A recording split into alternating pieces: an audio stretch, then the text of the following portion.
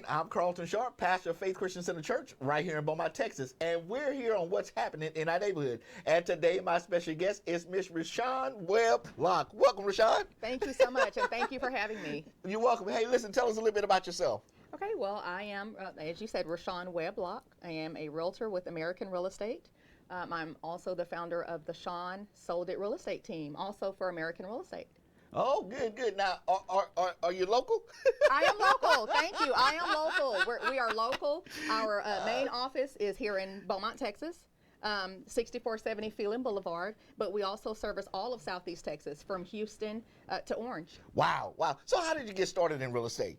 Well, I got started in real estate. Actually, I was with BISD for 15 years, and then I met my husband, who is a builder and a contractor, and so it just kind of made sense. You know, he kind of geared me into real estate and started dibbling and dabbling in it, and I love it. I love every minute of it, and it has paid off. I love making new relationships with clients, buyers, sellers, builders, and so that's how I got started in it. Wow, wow, wow. So now let me ask you this.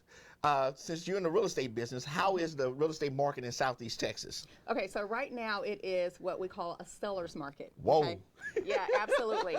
Yeah. Anytime we have a storm such as Hurricane Harvey or Tropical Storm Imelda, it becomes a seller's market. And essentially what that means is that there are more buyers out there than there are homes right now. Okay, and so when it's a seller's market, sellers know that they don't have to negotiate as much if they don't want to. Yeah, so it's great for the seller, not so much for the buyer. So so that means that that when a house is listed, there could be several offers and that's exactly what we're dealing with right now. Oh yeah, when it's a seller's market, a lot of times a home that's in a popular neighborhood and a popular price range, we get multiple offer situations all the time. Wow, wow. So Rashawn, one of the things that I look at all the time is people who are living in an apartment. Can they be new homeowners? Absolutely. People who are living in apartments, people who are leasing, people who are renting homes and apartments can absolutely become homeowners. They just have to take the necessary steps in the home buying process to do that. Okay, so what are some of the first steps that if I am, let's just say that the viewers are watching today and they say, well, look, I've been in an apartment for a long time, I've been renting for a long time or leasing for a long time. Correct. What are some of the first steps I need to do in order to prepare myself to become a homeowner? Okay, so one of the first steps, and I get that question all the time, I'm glad you asked that. One of the first steps is to monitor your credit score.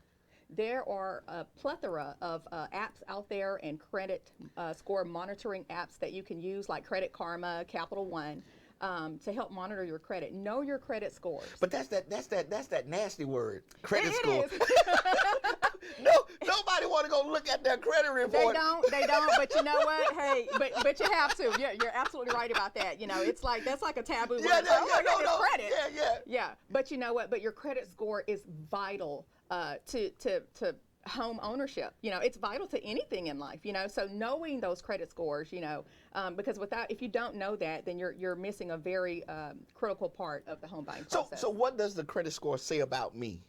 Okay, so your credit score says about you that it reflects your payment history. Okay, if you're financing a car, if you have revolving debt, you know, such as credit cards, it shows basically your maturity towards home financing if you're able to pay those bills on time. Wow. So so if I'm looking at buying a home, correct, should I have a certain credit score? Good question. Get that all the time too. Absolutely. Yes, there is a magic number. Okay, so what's the magic number? Okay. For the most part, it does depend on the lender, but I will say this: most of your local lenders, 580 is that magic score that is qualifying. With most of your local lenders here, 580 is the qualifying credit score. Now, there's also a magic number for what we call DPA, or down payment assistance program. Yeah. And a lot of buyers want to take advantage of that DPA, the down payment assistance. And the magic score, the magic number for that is going to be 620, depending on the lender. Some lenders vary a little bit, and they will go as low as 600 minimum, FICO score. Most lenders will want you to have a middle score of 620. Okay, but so if you're in the 500s, you have hope. There is hope. Absolutely. Absolutely. There is hope. I'm glad you said that. And so basically you have 3 scores, okay? Because you have 3 reporting credit bureaus. You have TransUnion, Experian, and Equifax, okay? So you've got 3 scores. The lender or the loan officer is going to take your middle score. So for example, if you have a 580, a 590, and a 600, well, that middle score is 590. Okay. So that would be qualifying. All right. But they need to go out and find their score out to see what's on there, because most people are afraid to go find out what's on their report. Right. Because they probably say, well, my credit is so jacked up, this, that, and the other. Yeah. But yeah. And they think it is. Right. And sometimes it may not. Right, exactly. And we run into that a lot. I get phone calls from first-time home buyers all the time, and the first sentence that comes out of their mouth is, Ms. Webb, can you help me with the home buying process? I'm just afraid to get started because I know that my credit score is 589. And I'm thinking to myself, that's great. I'm glad your credit score is 589 because it's, and then we send them to the lender. And of course, most of the time they do know it. It's pretty close. And their middle score comes back, like you said, to be a 589, and they credit qualify. Wow. Okay, so how much home can I qualify for? Okay, so that depends as well. Ooh, okay, okay, good question. Come on. No, these are some good questions. Hey, tell me. These are some good questions. Okay, so you've got 2 components to the home financing qualification process. You can credit qualify, okay, but then they've got to take into account your debt to income ratio. Okay, so that's the other component of actual qualifying for home financing. Okay, now to answer that question, how much home can I afford? That's going to be based on your income and your debt. Okay, income and debt. Okay. So the lender looks at your credit score, they look at the income that you have coming in, and they look at the debt that you have going out. Gotcha. Okay. Gotcha. Okay. And so now, do they also look at my consistency on my job? Absolutely. How long I've been there? Absolutely. How much money I make? Absolutely. All of that. Absolutely. The lender would like for you to have a 2-year work history. Gotcha. Okay. They want you to have filed taxes for the previous 2 tax years. Now, that's a good point. That's a very good point, because people think that I don't need to file taxes. Oh, yes, you do. Oh, yes, you do. I've run into that as well. My lenders and I have run into that where people had the income, but for whatever reason, they hadn't filed taxes for the previous year or the year before that. And it's like, no, you got to file your taxes. Wow. Okay, so income, file my taxes. What else? What else I need to be looking for? You need to be making your payments on time. Okay. Oh, that's good. Yeah. If you have credit cards, if you have financed furniture, if you're paying on a car, student loans, make the payments. Make them on time. Now, don't say that they have more money than me. I don't need to pay them right now. Okay. Because when it comes down to you buying a house, that's going to hurt you. In what aspect? It's going to hurt because it's going to show that you don't pay your bills if they don't pay. Absolutely, If they don't pay. Correct. Absolutely. Yeah. Absolutely. Because some people will say, well, look, they have more money than me. I don't need to pay them right now. No, but it hurts. It does in the long hurt term. you in the long term. Exactly. Even if you're making the minimum payment, it's showing that you have that what we call financial maturity to where you're paying your bills. Yeah, I remember when I was messed up early in my life. Oh, we all were. Oh, we all were. And that's what scared me, because when we bought our first home, it was on a prayer. Right. Yeah, absolutely. We had to pray. Been there. And look, so I want to let those folks who are watching today know that, hey, listen. There is hope for you. Oh, absolutely. But there's some things that you must do in order to get yourself prepared. Right. Now, so now let me ask this question. If I'm about to purchase a home, how much money do I need to have in the bank saved up? Okay. So I could qualify for home financing. Okay. That varies as well. It's a good question, and I get that question a lot too. And it does vary. It varies by your lender, and it varies by your situation. Everyone's situation is unique to home buying. Okay. So, for example, I like to use a round number. For example, I use $150,000 home. I was gonna say that. Right. I was gonna say that. You read my mind. I use that number because in Southeast Texas, that is the median price range for homes right now. Okay. So in other words, that's the average going house. Right. 3-bedroom, 2-bath. There you go. 2-car garage. 2-bath, 2-car garage. You got it there. And that's an already established home. That's not necessarily a new home. No, that's normally an existing home. Right. Okay. So we just use that as a, as the norm. So $150,000. About Okay. $150,000 home. Okay. So most buyers are going to go either conventional or FHA financing. Okay. Okay. Which means your minimum down payment is going to be between 3 and 3.5%. Okay. Okay. So that's 10% is 15,000. 5% is 7,500. So about $5,000. $5,000. Perfect. Hey. Perfect. Well, so that's just for the So down I'm quick with payment. numbers. I'm quick with numbers. You are very good. Thank you. Quicker Okay. than I am. So Okay. $5,000 So about so around. that's the minimum down payment. Okay. Okay. Now that's not including your closing costs. And that's what gets folk. Because there's some other costs that goes along with the closing costs that you need to understand. Absolutely. You need to understand that there are closing costs associated with purchasing a home, not just the down payment. Yeah, Okay. yeah. Because we gotta pay the title company. We gotta pay the lender for drawing up all those documents. The lender wants to get paid for running your credit lawyer? report. The lawyer, that's right. The attorney everybody wants to get paid. The appraisal? Okay? There you go. The appraiser's got to get paid. The Gotta get surveyor, okay, Ooh. got to get paid. Okay. The only person the buyer doesn't pay is the realtor. The seller pays that. But Wow. correct. Yeah, because there was a misconception there too. Okay, we'll talk about let's finish that, and then we're gonna Let's talk finish about that okay. because that's a good point. Absolutely. Thank you. Okay. So let's go back to what's the cost that we need to have saved up. Yeah. Okay. So we've got about the 5,000 About established. 5,000. Right, on 150,000. Okay. There's your down payment. Okay. Then you've got your closing costs, everything all encompassing that we just talked about. It runs on average about 7,000. Okay. So now we're up to 12. So now we're up to 12. Absolutely. Okay. So now we're up to about $12,000. Now, here's where the magic comes in. If you've got a great lender and a great realtor working with you, their job is to get you to take advantage of down payment assistance programs. Okay, if you're qualifying. 620. Good, very credit score. good.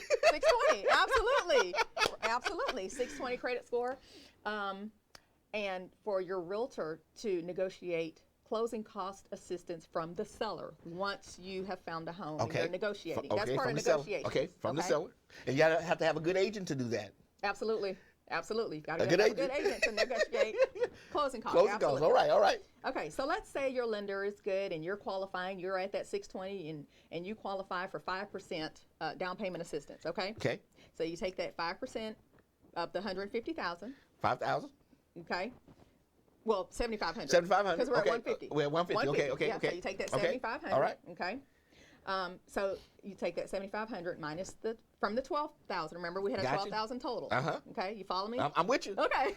So we're at 5,500. No, 4,500 now. There you go. So now we're at no, you're right. Now we're at about 4,500. Right. Okay. Now let's say your awesome realtor negotiates $3,000 closing Ooh. cost assistance. So now we're down to 1,500. Bam. There you go. Oh my goodness. And you'd be surprised how many buyers literally have come to the closing table with less than $2,000 just from down payment assistance and closing cost assistance. Yeah. And the good thing is, most people don't understand that if they're paying $1,200 for an apartment note, Oh my goodness. Correct. their mortgage may be less than that. Well, and not only that. Okay, so glad you brought that up. Let's go back. Let's go back to that. Let's go back to that $150,000 home. Okay. Yeah. So at $150,000, and I tell my buyers, rule of thumb is take 1% of that. That's $1,500 per month. Okay. Yep. But right now, with the homeowners and the tax rates, sometimes we can get a reduction minus $200 from that, and that puts you at about $1,300 a month. So right now you're paying $1,200 to $1,300 a month in rent when you could be putting that towards a mortgage on a $150,000 home. And you have equity in that. And you thing. have equity in it. You're building equity in it. Every year that you live there, your neighborhood is appreciating, and you're building equity. Whereas when you're paying rent, you're getting nothing out of it. When we first got married, we were living in an apartment, and when we moved back to Beaumont, I've spent on average $12,000 a year on my apartment, and that was back in 1987. Right. Right. And so. And when I left, I couldn't take any of that stuff with me. I couldn't take the chandelier. That's right. I couldn't take anything. Yeah, you can't take the ceiling fans. You can't take anything with you. Anything. Right. I had nothing to take with me. Right. But I spent all this money, and yet I have nothing to leave for a legacy for children and grandchildren. Absolutely. Because I don't own it. No, because you're paying someone else's mortgage. That's right. And you're building equity for them. So your landlord thanks you. Yeah, he was thanking me every month too. You're like, thank you. Yes, absolutely. But here's a way. and that's what we want to let people know. There's a way for you to get your own home and leave a legacy for your children and grandchildren. Absolutely, absolutely. Now we want to talk about having the right realtor. Okay. Okay. Absolutely. So how do I find a right realtor? Okay. So what you do is you find most realtors are found by referral. You know, word of mouth. You've known someone who's purchased a home, gone through the home buying process, sold a home, okay, and so you're referred. You can also find great realtors on social media. By the way, I'm on social media. We say Sean sold it. Yeah, Sean sold it. Real estate team. Thank you. We are on social media. We are on Facebook. We're on Instagram. Rashawn Webb, Realtor for American Real Estate, is also a great platform. It's also on Facebook business page. And Instagram. Wow.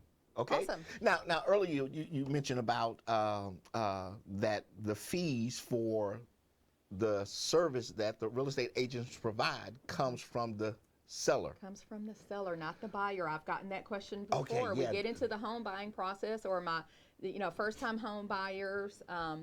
They ask questions, and it's great that they ask questions because that's what we're here for, to answer anything they have. But one of the questions that comes up is, well, what's my fee to you? Nothing. You're the buyer. Ooh. I'm here to represent you. That's good. That's right. The seller pays those fees, not the buyer. Okay. So would you say that it's not wise to have the real estate agent working for both parties? Is that a trick question? No, I would not say that. And the reason I would say that, because it does happen. Okay. It's what we call intermediary. Okay. But what happens in that case is that, we have to answer to a broker. Okay. We have a brokerage. My broker is American Real Estate, of course. Okay. Gotcha. And of course Jamie Hensley is my immediate broker.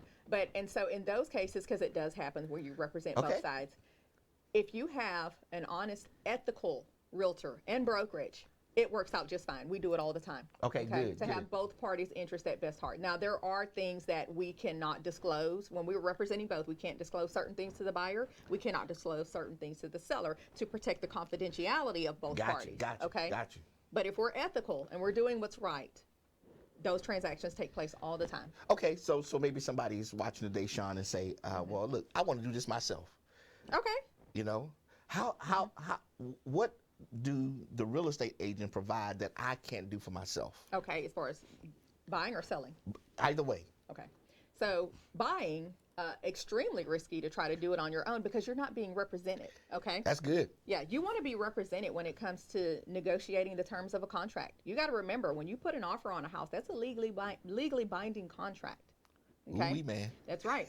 So you want to make sure you're putting down the correct amount of earnest money. You want to make sure your earnest money, which is like a security deposit, you want to make sure your earnest money is protected if something goes wrong during the transaction.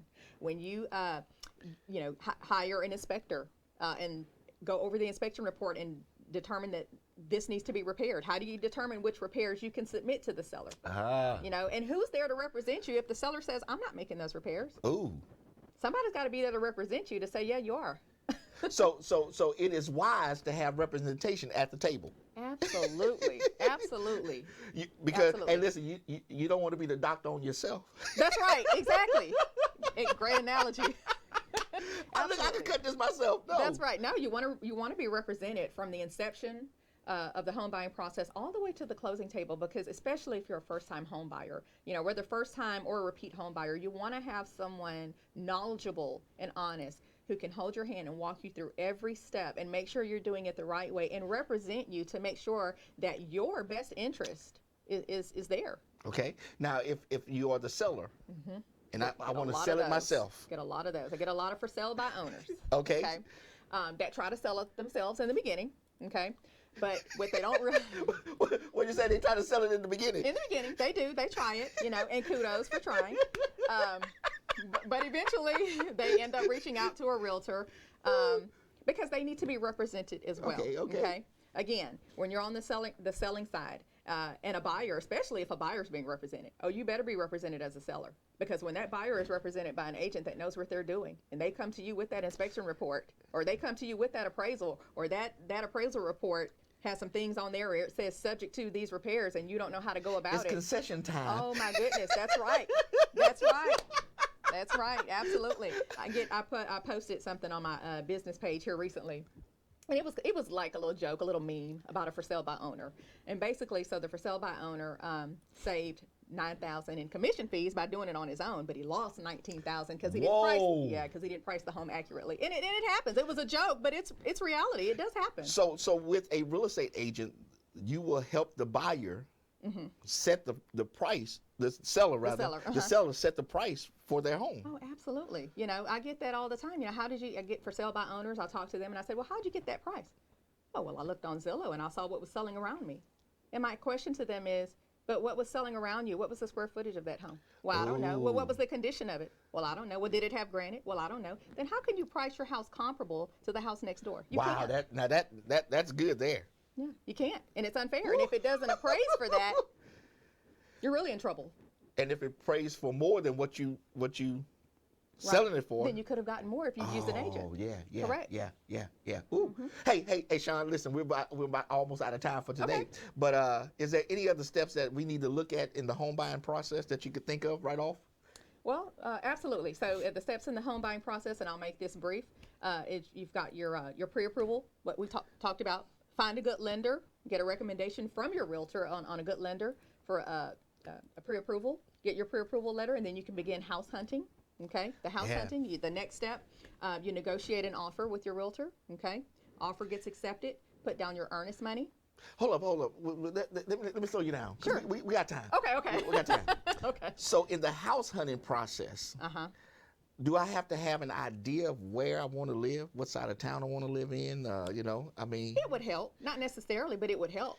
Yeah. The more specific you are with your agent, as far as price range, location, and what you're wanting in a home, your preferences, bedrooms, bathrooms, and whatnot, the better your agent is able to gauge what you want and send those homes to you. So in other words, they need to have a vision for what they desire. Absolutely. Yeah, that would help. Absolutely. Yeah, because the more specific I can get with you, right. I want granite countertops. Right. You know, I want wood floors. Right. I want a huge backyard. I want this area. I want this particular school. Right. Right.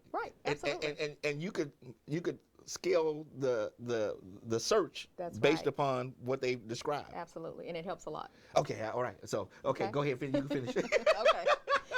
So you find your house, and then you and your realtor, like I said, negotiate the offer. Okay. So you go through negotiations. Your offer gets accepted. You have to submit your earnest money deposit. Okay. Your earnest money is held by the title company until closing. Okay. And then it gets credited back to the buyer. Okay. The next step is to order your inspections. Okay. Get the house inspected and whatnot. Don't buy without the inspection. Oh my goodness. Do not Very buy vital. without the inspection. Yes. Strongly encourage all buyers to get it. Is worth every penny of the $500. It's about $500 on average, but it's worth every penny of it. It's the best $500 you're gonna ever spend. Absolutely. Get the inspection. Absolutely. Yeah, you said it right. Absolutely. No. I want them to, Sean, I want them to understand. Don't shortcut this process. That's right. Listen, if you're going through the home buying process, get the inspection. Get your home inspections. Absolutely. Okay. And then the next step, you make it past the inspections, and then your lender orders the appraisal. Okay. You make it past the appraisal. Appraisal comes back good. The title company orders the survey, which shows your property boundaries. Okay. And then it's time to close. Oh. And then once you close, it's yours. It's yours. That's it. That's it. Hey, listen. If you are renting a home or renting an apartment or leasing something, hey, it's time for you to start considering leaving a legacy for your children and your grandchildren. Because look, it doesn't matter right now. It's almost you can get you a house. Oh yeah, absolutely. Yeah. Absolutely. You can find something to get in. It's too easy to become a homeowner right now with the available resources that we have out there, and the awesome lenders that we have, awesome realtors that we have. She raised her hand like, Yeah, but it really is. It's too easy to, and I'm not going to say just to get a house, but it's too easy to begin the process and start the process and go through the process. You have so many available resources to you to not become a homeowner right now. Wow. Hey, listen, Sean, I'm giving you information right now. So tell us where we can contact you at. Thank you. Yes, you can contact me at American Real Estate, 6470 Phelan Boulevard. My phone number is 409-554-6599. Or you can email me at teamseansoldit@gmail.com. You can also find me on Facebook, Rashawn Webb Realtor for American Real Estate. And you can also find us on our team page on Facebook.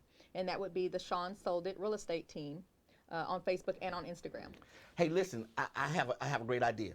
If you have any questions that you would like to submit to us on what's happening in our neighborhood for us to, in the home buying process, that you would like to get those answered, go ahead and put it in the comment section, and we'll get back on another show and come back and get the answer to those questions. Because I believe that it's very important that each of us, get a part of this American dream and leave a legacy for our children and our grandchildren. And I believe home ownership is a great step in order to do that. Absolutely. I agree. Hey, Sean, one last thing, if you want to look at that camera right there and tell the people anything before we leave. No, it's just a pleasure to be here. And again, if you have any questions, put them in the comment section, or you can text me, 409-554-6599. You can email me, RashawnRealtor@gmail.com. You have any questions about the home buying or home selling process, I'm here to answer those questions. Hey, listen, I want to thank Sean for coming today, and I want to thank you for joining us on what's happening in our neighborhood. And listen, go out and get your home. Go get a home, right? Look, this is 2020. Go get your home this year. Hey, mentioning that before I let you go, how long does the process normally takes? Okay, the process normally takes from the time that you begin the home buying process and place an offer on a home to closing, anywhere from 35 to 45 days. Now that's from offer to closing table. The actual home buying process, depending on your credit score, can take anywhere from a matter of days to a matter of months. Wow. So however long it takes, you need to get in a home this year. Yeah. Make it your goal this year to get into a home of your own. That's right, a home of your own. That's right. That's right. You have to start. You got to start. Yep. And here's the process. So listen, again, I want to thank Rashawn for joining us today, and I want to thank you for joining us on what's happening in our neighborhood. And we will see you next time on our broadcast. Be blessed. Bye-bye.